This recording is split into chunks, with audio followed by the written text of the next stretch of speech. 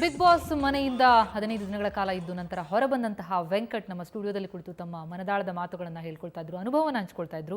ಈ ಸಂದರ್ಭದಲ್ಲಿ ಹಲವಾರು ಜನ ಕಾಲ್ ಮಾಡಿ ಅವರೊಂದಿಗೆ ಮಾತನಾಡಲಿಕ್ಕೆ ಸಿದ್ಧವಾಗಿದ್ದಾರೆ. ಈಗ ನಿರ್ದೇಶಕ ರಮೇಶ್ ಅವರ ಜೊತೆ ದೂರವಾಣಿ ಸಂಪರ್ಕದಲ್ಲಿದ್ದಾರೆ. ರಮೇಶ್ ಅವರೇ ನಮಸ್ಕಾರ. ಏನು ಹುಚ್ಚ ವೆಂಕಟ್, ಚೆನ್ನಾಗಿದ್ದೀನೋ? ಚೆನ್ನಾಗಿದ್ದೀನಿ, ಹೇಳು. ಹಲೋ ಹುಚ್ಚ ವೆಂಕಟ್. ಹೇಳು. ಚೆನ್ನಾಗಿದ್ಯಾನೋ? ಚೆನ್ನಾಗಿದ್ದೀನಿ, ಹೇಳೋ, ಕೇಳಿಸ್ತಿಲ್ವ? ಚೆನ್ನಾಗಿದ್ಯಾ? ಬಟ್ ನೀನು ಬಿಗ್ ಬಾಸ್ ಅಲ್ಲಿ ನಮ್ಮ ಮಹಿಳೆ ಪರ ನೀನು ಕಾಲರ್ ಸಿಕ್ಕಿರೋದು, ಅವ್ರಿಗೆ ಮಾತಾಡಿರೋದು ಎಲ್ಲ ಗುಡ್ಡು. ಏನೇನು ಕೇಳಲಿ, ಹೇಳ. ನೀನ್ ಬಿಗ್ ಬಾಸ್ ಅಲ್ಲಿ ಹೆಂಗಸ್ರ ಬಗ್ಗೆ ಮಾತಾಡ್ತಿದ್ದಲ್ಲ, ಅದೆಲ್ಲ ವೆರಿ ಗುಡ್. ನೀನ್ ರವಿಗೆ ಏನು ಕೊಡ್ದೋ ಬಿಡ್ದೋ ಅದ್ ನಿನ್ನ ಇಷ್ಟ. ಅದು ನಿನ್ಗೆ ಏನ್ ತೊಂದ್ರೆ ಆಗಿದೆಯೋ ನೀನು ಅನ್ಭವಿಸಿರ್ತೀಯ. ಅಲ್ಲಿ ಒಳಗಡೆ ಏನ್ ಅನ್ಭವಿಸಿರ್ತೀಯೋ ನಮಗೂ ಗೊತ್ತಿರಕ್ಕಿಲ್ಲ ಏನಾ. ಬಟ್ ಸುದೀಪ್ ಅವ್ರಿಗೆ ನೀನ್ ಹೋಗೋ ಬಾರೋ ಅಂದಿದ್ದು ತುಂಬಾ ದೊಡ್ಡ ತಪ್ಪು ಕೆಲಸ ಮಾಡಿದೆ. ನೀನ್ ಒಳ್ಳೆಯವನೇ, ನೀನ್ ಕೆಟ್ಟವನು ಅಂತ ಹೇಳ್ತಿಲ್ಲ. ನೀನ್ ಮಾತಾಡೋದು ನಾನು ಬೆಳಗ್ಗೆ ಅಂತ ಟಿವಿ ನೋಡ್ತಾನೆ ಇದ್ದೀನಿ. ನೀನ್ ಕೆಲವು ವಿಷಯ ಎಲ್ಲ ಕರೆಕ್ಟ್ ಆಗಿ ಮಾತಾಡ್ತಾ ಇದ್ದೀಯ. ಸುದೀಪ್ ಅವ್ರಿಗೆ ಸ್ಟಾರ್ಟಿಂಗ್ ಇಂದಾನು ಏನೋ ಹೋಗೋ ಬಾರೋ, ಅವನೊಬ್ಬ ದೊಡ್ಡ ಸೆಲೆಬ್ರಿಟಿ. ನಾನು ಅವನ ಅಭಿಮಾನಿಯಾಗಿ ಮಾತಾಡ್ತಾ ಇದ್ದೀನಿ, ನಿನ್ನ ಅಭಿಮಾನಿ ಕೂಡ. ನೀನ್ ಈಗ ಏನಂದೆ? ಈಗ ಏನೋ ಹುಚ್ಚ ವೆಂಕಟ್ ಇರೋ ಹೇಳಪ್ಪ, ನೀನ್ ಏನಂದೆ? ಈಗ ನಾನೀಗ ಅವನ ಅಭಿಮಾನಿಯಾಗಿ ಮಾತಾಡ್ತಾ ಇದ್ದೀನಿ ಅಂದ ಅಲ್ವಾ? ಅವನು ಅಂದಲ್ಲ. ಕೂಡ ನಾನು ನಿನ್ನ ಅಭಿಮಾನಿನೂ ಕೂಡ, ನಾನು ಅವನ ಅಭಿಮಾನಿನೂ ಕೂಡ, ನಿನ್ನ ಅಭಿಮಾನಿನೂ ಕೂಡ. ಬಟ್ ನೀನು ಯಾಕೆ ನೀನ್ ಅವನು ಅಂದೆ? ನೀನ್ ಯಾಕೆ ಅವನಂದೆ? ಅದಕ್ಕೆ ನಿನ್ಗೆ ಅರ್ಥ ಆಗ್ಲಿ ಅಂತ ನಾನು ಏನೋ. ನೀನ್ ಫಸ್ಟ್ ಎಪಿಸೋಡ್ ನೋಡ್ದಾನ? ಕೇಳ ಇಲ್ಲಿ, ನಾನು ಏನಕ್ಕೆ ಮಾತಂದಿವ ನಿನಗೆ ಬೇಜಾರಾಯ್ತಲ್ವಾ? ಏನೋ ಹುಚ್ಚ ವೆಂಕಟ್ ಅಂದಕ್ಕೆ ನಿನಗೆ ಬೇಜಾರಾಯ್ತಾ? ಅದೇನ್ ಬೇಜಾರಾಗುತ್ತೆ? ನಾನು ಹೇಳಿಲ್ವಾ? ಒಂದೇ ಇದು ಹೇಳ್ತೀನಿ ಕೇಳ. ಒಂದ್ ಹೇಳ್ತೀನಿ ಕೇಳೋ. ಇರೋ ಮಾತಾಡಕ್ ನೀನ್ ಬಿಡು, ನಾನು ಆಮೇಲೆ ನಿನ್ ಬಿಡ್ತೀನಿ ಮಾತಾಡಕ್ಕೆ. ಅರ್ಥ ಮಾಡ್ಕೋ. ಫಸ್ಟ್ ಎಪಿಸೋಡಲ್ಲೇ ಈ ವಿಷಯ ಬಂತು, ಅರ್ಥ ಆಯ್ತಾ? ನಾನು ಏನಂದೆ ಸುದೀಪ್ಗೆ ಒಂದು ಮಾತು, ನೋಡಪ್ಪ ನಾನು ನಿನ್ನ ಬ್ರದರ್ ತರ ನೋಡ್ತಾ ಇದ್ದೀನಿ, ಅರ್ಥ ಆಯ್ತಾ? ನಾನು ಸಲ್ಮಾನ್ ಖಾನ್ಗೆ ಹೋಗೋ ಬಾರೋ ಅಂತೀನಿ. ಹಾಗಂತ ಸಲ್ಮಾನ್ ಖಾನ್ ಹೇಳೋ ಮಾತು ಕೇಳೋ. ನಮ್ಮಿಬ್ರು ಸಂಬಂಧ ಕಾಣೋದು, ನಮ್ಮಿಬ್ರು ಸಂಬಂಧ. ಒಂದ್ ಮಾತು ಹೇಳ್ತೀನಿ ಕೇಳಲ್ಲ ಫಸ್ಟ್, ಆಮೇಲೆ ನೀನ್ ಮಾತಾಡೋ. ನೀನ್ ಬಿಡ್ತೀನಿ, ಕಟ್ ಮಾಡಲ್ಲ ಈ ಲೈನು. ನೀನ್ ತಲೆ ಕಟ್ಸ್ಕೊಂಬೇಡ.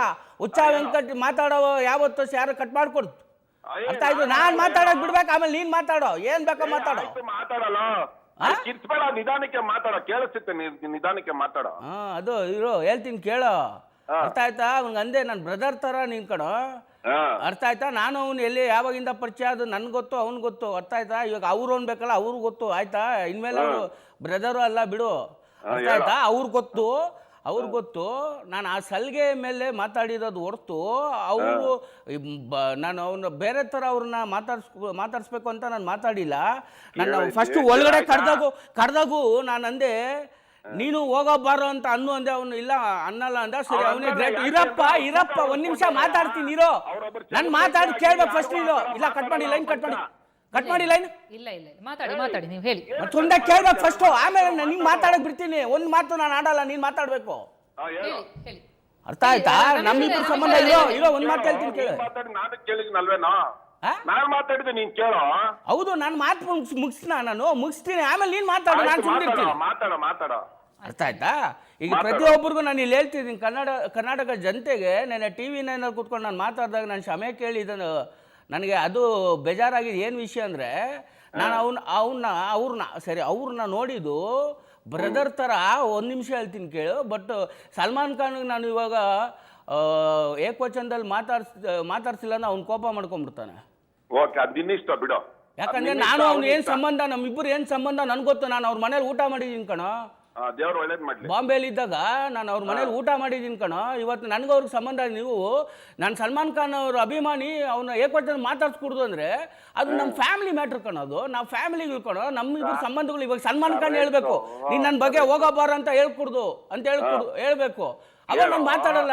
ಸುದೀಪ್ ಹಿಂಗೆ ಆಗಿದೆ ಅನ್ಸುತ್ತೆ ನನಗೆ, ಅರ್ಥ ಆಯ್ತಾ? ನಾನು ನಿನ್ ಏನು ಕೇಳ್ತಾ ಇದ್ದೀನಿ ಅಂದ್ರೆ, ಅದು ತಪ್ಪಲ್ವಾ? ಏನ್ ತಪ್ಪು? ಹೌದು ತಪ್ಪು. ನಾನು ಮಾತಾಡಿದ ತಪ್ಪು, 100% ತಪ್ಪು. ಕೆಲವೊಂದು ಸಂಬಂಧಗಳನ್ನ ನಾನು ಏಕವಚನದಲ್ಲಿ ಮಾತಾಡ್ತೀನಲ್ವಾ, ಅದು ತಪ್ಪು. ನೀನು ಒಳ್ಳೆ ವ್ಯಕ್ತಿ, ಒಳ್ಳೆ ಮನ್ಸ ಕಣೋ. ಮುಂದಕ್ಕೆ ಹಿಂಗೆಲ್ಲ ಮಾಡ್ಬೇಡ. ಒಳ್ಳೆ ಬುದ್ಧಿ ಕಲ್ತ್ಕೊಂಡು ಒಳ್ಳೆ ಹೆಸರಿದೆ. ಇವಾಗೇನ್ ಕೆಟ್ಟ ಬುದ್ಧಿನ ಕಲ್ತಿದ್ದೀನಿ. ನಿನ್ನೆ ನೀನು ಕೇಳಿಲಿ, ನಿನ್ನೆ TV 9 ಕೂತಿದ್ದೆ. ನಾನು ಹೇಳೋದ್ನ ನೀವು ನಿನ್ ಮಾತು ನಾನು ಕೇಳಿದ್ದೀನಲ್ವಾ, ನನ್ನ ಮಾತು ಸ್ವಲ್ಪ ಕೇಳು. ಹೇಳಪ್ಪ. ಕೇಳ್ತಾ? ಕೇಳಲಿ, ನನ್ನ ಮಾತು ಸ್ವಲ್ಪ ನೀನ್ ಕೇಳು. ನಿನ್ ಮಾತು ಇಷ್ಟೊತ್ತಿಗೂ ನಾನು ಕೇಳಿದ್ದೀನಿ ಅಲ್ವೇನೋ? ಹೇಳ ನನ್ನ ಮಾತು ಕೇಳು. ನೆನ್ನೆ ಟಿವಿ ನೆನ್ನೆ ಕೂತಿದ್ದೆ. ಹಾ. ಈಗ ಟೋಟಲ್ ಸೈನ್ಯ ಬಂತು. ಏನು ನಮ್ಮ ಸುದೀಪ್ ಅವ್ರಿಗೆ ಅವ್ನು ಹೋಗೋ ಬರೋ ಅನ್ಬಿಟ್ಟಂತ ಎಲ್ಲಾರು ಗಲಾಟೆ ಮಾಡಕ್ ಶುರು ಮಾಡ್ತಾರೆ. ಕೇಳಿಲೆ, ಸುದೀಪ್ ಅವ್ರ ಅದೇ ಫೋನ್ ಮಾಡಿ ಅವ್ರ ದೊಡ್ಡ ವ್ಯಕ್ತಿ ಹೆಂಗಿದೆ ಅಂತ ಕೇಳ, ಅವ್ರ ತೂಕ ಹೇಗಿದೆ ಅಂತ ಎಲ್ಲಾರ್ಗು ಫೋನ್ ಮಾಡಿ ಬೈದ್ರು. ಅವನೇನೋ ಬುದ್ಧಿ ಇಲ್ದ್ರ ಮಾತಾಡ್ತಾನೆ, ನೀವ್ಯಾಕೆ ಗಲಾಟೆ ಮಾಡಕ್ ನನ್ನ ಬುದ್ಧಿ ಎಷ್ಟ್ ಜನಕ್ಕೆ ಉಪಯೋಗಕ್ಕೆ ಬರ್ತಾ ಇತ್ತ ಗೊತ್ತಾನ ಇವತ್ತು? ನಿನ್ ಗೊತ್ತಾದ ಸಿನಿಮಾ ಮಾಡ್ಬಿಟ್ರೆ ನಿನ್ ಬುದ್ಧಿ ಇದೆಯಾ? ಕೇಳೋ. ನಾನು ಎಕಡ ಒಂದ್ ನಿಮಿಷ ಆಯ್ತೀನಿ ಕೇಳ. ನನ್ ಬುದ್ಧಿ ಬಗ್ಗೆ ಮಾತಾಡ್ಬೇಡ ನೀನು. ನೀನು ಹಾಳಾಗೋಯ್ತಾ ಇರೋದಲ್ಲಿ ಆ ಎಕಡ ಅನ್ನೋದ್ ಬಿಡ. ಬಿಡ, ನನ್ ಬುದ್ಧಿ ಗೊತ್ತಾನೋ? ಇಡೀ ದೇಶಕ್ಕೆ ಏನನ್ ಮಾಡಿದೆ ನನ್ ಬುದ್ಧಿ ಗೊತ್ತಾನೋ? ಕೇಳ ಇಲ್ಲಿ, ಆ ಎಕಡ ಅನ್ನೋದ್ನ ಬಿಟ್ಬಿಡು. ಒಳ್ಳೆ ನಾನ್ ಬಿಡಲ್ಲ ಕಣೋ, ನಾನು ಹಿಂಗೆ. ನೀನ್ ಹಂಗೆ ಆದ್ರೆ ಅವ್ರಿಗೆ ಹೇಳ್ತಾರೆ ಹಂಗಿರ್ಲೆ ಬೇಡ ಅಂದ. ಬೇಡ, ನೀನ್ ಸಮಾಧಾನವಾಗಿ. ಒಳ್ಳೆಯವನಾದ್ರೆ ನೀನು ಬುದ್ಧಿ ಬುದ್ಧಿ ಬಗ್ಗೆ ಮಾತಾಡ್ಕೊಂಡು ಕೇಳಲಿ. ನೀನ್ ಒಳ್ಳೆಯವನು ಅಂತ ಒಳ್ಳೆ ತರದಲ್ಲಿ ಮಾತಾಡೋ. ಒಳ್ಳೆ ತಂದೆಲೆ ಮಾತಾಡ್ತೀನಿ. ಅತಿ ಆದ್ರೆ ನಾನ್ ಸಹಿಸಲ್ಲ. ಕೇಳಲಿ ಹುಚ್ಚ, ಮರ್ಯಾದೆ ಕೊಟ್ಟು ಮಾತಾಡಲ್ಲ. ಧನ್ಯವಾದಗಳು ಸುವರ್ಣ ನ್ಯೂಸ್ ಒಂದಿಗೆ ಮಾತನಾಡಿದ್ದಕ್ಕೆ. ಎಸ್, ಬಹುಶಃ ಅಂದ್ರೆ ನೀವು ಡೈಲಾಗ್ಗಳ ಬಗ್ಗೆ ಎಲ್ಲ ಮಾತನಾಡ್ತಾ ಇದ್ದಂದ್ರೆ ನೀವು ಮನೇಲೂ ಇದೇ ರೀತಿ ಡೈಲಾಗ್ಗಳನ್ನ ಹೇಳ್ತಾ ಇರ್ತೀರಾ? ಎಲ್ರಿಗೂ ಕುತೂಹಲ ಇರುತ್ತೆ, ಯಾಕಂದ್ರೆ ಯಾವಾಗಲೂ ಡೈಲಾಗ್ಗಳು ಬರುತ್ತೆ. ನೀವು ಫೇಮಸ್ ಆಗಿರೋದು ಡೈಲಾಗ್ಗಳಿಗೆ. ನಮ್ಮ ಅಮ್ಮಗೆ ಭಾಳ ಹೇಳ್ತಿದ್ದೆ, ನಮ್ಮ ತಾಯಿಗೆ, ನಮ್ಮ ಹುಡುಗಿರಿಗೆ, ಆಮೇಲೆ ನಮ್ಮ ಅಕ್ಕಗೂ, ಆಮೇಲೆ ಎಲ್ರಿಗೂ ಹೇಳ್ತಾ ಇರ್ತೀನಿ ಅವಾಗ ಒಂದು ಡೈಲಾಗ್. ಒಂದು ಸ್ಯಾಂಪಲ್, ಇವಾಗ ನಿಮ್ಮ ಅಮ್ಮನಿಗೆ ಯಾವ ರೀತಿ ಡೈಲಾಗ್ಗಳನ್ನ ಹೇಳ್ತಿದ್ರಿ, ನಿಮ್ಮ ಹುಡುಗಿರಿಗೆ ಯಾವ ರೀತಿ ಡೈಲಾಗ್ ಹೇಳ್ತಿದ್ರಿ? ಇಂಪ್ರೆಸ್ ಮಾಡೋದಕ್ಕೆ ಹುಡುಗಿರಿಗೆ ಹೇಳ್ತಿದ್ರಿ? ಒಂದು ವಿಷಯ ಹೇಳ್ಬಿಡ್ತೀನಿ, ನನ್ನ ಕಪಾಳಿಗೆ ಹೊರದೇ ಇಲ್ದಿದ್ದು ಹುಡುಗಿನೇ ಇಲ್ಲ ನನ್ನ ಪಿಚ್ಚೋರು. ಯಾಕಂದರೆ ಆ ಮಟ್ಟಕ್ಕೆ ಅವ್ರು ಖುಷಿ ಪಡೋ ನನ್ನ ಕಪಾಳು ಹೊಡಿಯೋವಾಗ. ನಾನಂತೂ ಹೊಡೆದ್ಬಿಡಿ ಪರವಾಗಿಲ್ಲ, ನಿಮ್ಗೆ ಗೊತ್ತು ನಾನು ನಿಮ್ಮನ್ನ ಎಷ್ಟು ಪ್ರೀತಿಸ್ತೀನಿ ಅಂತ, ನೀವು ಹೊಡೆದ್ರು ನಾನು ಹೊಡ್ಸ್ಕೊತೀನಿ ಅಂತ. ಆ ಥರ ಡೈಲಾಗ್ ಹೊಡಿತಿದ್ದೆ. ಅವ್ರು ಖುಷಿ ಪಟ್ಬಿಟ್ಟು ಹೆಂಗೆ ಇದಾಗ್ತಿದ್ರು. ಸೊ ಯಾವುದಾದ್ರು ಒಂದು ಡೈಲಾಗ್ ಹತ್ರ ಅದೇ ಬರೋದು. ನಮ್ಮ ಅಮ್ಮಗೆ ಭಾಳ ರೇಗಿಸ್ತಿದ್ದೆ ನಾನು. ಯಾವ ಹುಡುಗಿ ರೋಡಲ್ಲಿ ಹೋಗ್ತಿದ್ರು, ಏನಮ್ಮ ಮದುವೆ ಆಗ್ಬಿಡ್ಲಾ, ಹಿಂಗೆ ನಿಮ್ಮ ಸೊಸೆ ಹತ್ರ ಹೆಂಗೆ ಅಂತ. ಅವ್ರು ಲೋಫರ್, ಫಸ್ಟು ದೊಡ್ಡವ್ರ ಮದುವೆ ಆಗಲಿ ಕಣ, ಆಮೇಲೆ ನಿಮ್ಮ ಮದುವೆ. ಅದು ಸರಿ. ಇದು ಈ ಥರ ನಮ್ಮಮ್ಮ ಭಾಳ ರೇಗಿಸ್ತಿದ್ದೆ ನಮ್ಮಮ್ಮಗೆ. ಸೊ ನಿಮ್ಮ ಮನೆಯ ಡೈಲಾಗ್ ಕಿಂಗ್ ನೀವೇನೆ? ಡೈಲಾಗ್ ಕಿಂಗ್ ಅನ್ನೋದಕ್ಕಿಂತ ನಾನು ಮಾತಾಡೋದೇ ಹಿಂಗೆ, ಬಟ್ ಅದು ಕೆಲವು ಡೈಲಾಗ್ ಅನಿಸುತ್ತೆ. ನನಗೆ ಯಾವುದು ಯೋಚನೆ ಮಾಡ್ಕೊಂಡು ಒಬ್ಬರು ಅಟ್ರಾಕ್ಟ್ ಮಾಡಬೇಕು ಅಂತ ಮಾತಾಡಲ್ಲ. ನಾನು ಮಾತಾಡೋದು ಈಗ ನಮ್ಮ ಹುಡುಗಿರ ಹತ್ರನೂ ಮಾತಾಡ್ತಿದ್ದೆ. ಕೆಲವ್ರನ್ನ ನಾನು ಏಕವಚನದಲ್ಲಿ ಮಾತಾಡ್ಸಲ್ಲ, ಅದು ತಮ್ಗೆ ಗೊತ್ತಿರಬೇಕು. ಸೊ ಬನ್ನಿ ಹೋಗಿ ಅಂತ ಇನ್ನೊಬ್ಬರು ಪುಟ ಅಂತಿದ್ರು, ಅಂದರೆ ರೇಷ್ಮಾ ಅವರು. ಸೊ ಎಷ್ಟು ಕಾಲರ್ ಪುಟ, ಚಿನ್ನು, ಆಮೇಲೆ ಬಾರೋ ಹೋಗು ಅಂತಿದೆ ಹುಡುಗನ ಥರ. ಸೊ ಈ ಥರ. ಸೊ ಅದೇ ಐ ರಿಮೆಂಬರ್. ನೀವು ಚಿಕ್ಕು ಅದೇನು ಸಪೋಟ, ನಾವು ಸಪೋಟ ಅಂತೀವಿ, ನಾವು ಮಾಸು, ತಾವು ಚಿಕ್ಕು ಏನಂತೀರ? ಚಿಕ್ಕು ಅದು ಕ್ಲಾಸು. ಅದು ನಾನು ಕ್ಲಾಸ್ ಕೂಡ, ಮಾಸ್ ಕೂಡ. ಯಾಕಂದರೆ ಅಮೇರಿಕನ್ ಹುಡುಗಿ ಕೂಡ ನಾನು ಲವ್ ಮಾಡಿದರು, ಕ್ರಿಸ್ಟೋಫರ್ ಅಂದ್ಬಿಟ್ಟು. ಸೊ ಅವರು ಮಾತಾಡ್ತಿದ್ದ ಸ್ಟೈಲು ಒಂದು ಆ್ಯಕ್ಚುಲಿ ನಾನು ಅವಾಗ ಆದಷ್ಟು ಬೇಗ ತಾವು ಹೇಳಿದ್ರೆ ನಾವು ಕೇಳ್ಬಿಟ್ಟು ಕೌಂಟ್ರ್ ಡೈಲಾಗ್ ಕೊಡ್ತೀರಿ. ನಾನು ನಿಮ್ಮ ಮಾತು ಕೇಳೋ ಪೇಷನ್ಸ್ ಇಲ್ಲ ರೀ, ಇವಾಗ ಸ್ಟಾರ್ಟ್ ಮಾಡಿ ಯಾವಾಗ ಹೆಣ್ಣು ಮಾಡ್ತೀರ ಅಂತ ಆ ಹುಡುಗಿ ಕನ್ನಡನೂ ಕಲಿಸ್ದೆ. ಈಗ ನಿಮಗೆ ಬಿಗ್ ಬಾಸ್ ಮನೆಯಿಂದ ಹೊರ ಬಂದ ಮೇಲೆ ಏನಾದರೂ ಕಳ್ಕೊಂಡೆ ಅಂತ ಅನ್ಸುತ್ತಾ? ಪಡ್ಕೊಂಡೆ. ಜನ ನನ್ನ ಯಾವ ರೀತಿ ನೋಡೋಕ್ಕೆ ಇಷ್ಟಪಟ್ಟರು, ಯಾವ ರೀತಿ ಜನ ನನ್ನನ್ನು ಇರಬೇಕು ಅಂತ ಆಸೆ ಪಟ್ಟರು, ಅದೇ ರೀತಿ ಇದ್ನಲ್ವ, ಅದೇ ರೀತಿ ಹೋದೆ, ಅದೇ ರೀತಿ ಬಂದೆ. ಏನು ಕಳ್ಕೊಂಡಿಲ್ಲ. ಕಳ್ಕೊಂಡಿದ್ದೆ ಮಿಸ್ಡ್ ಅದು ಟೆಕ್ನಿಷಿಯನ್ಸ್ ದೇರ್ ಅನಿಸುತ್ತೆ. ಮತ್ತೆ ಒಳಗೆ ಕರಿಬೋದು ಅಂತ ಅನ್ಸುತ್ತಾ ತಮಗೆ? ಕರೆದು ನಾನು ಹೋಗಲ್ಲ. ನನಗೆ ಆರ್ಟಿಫಿಷಿಯಲ್ ಬದುಕೋಕ್ಕಾಗಲ್ಲ ರೀ,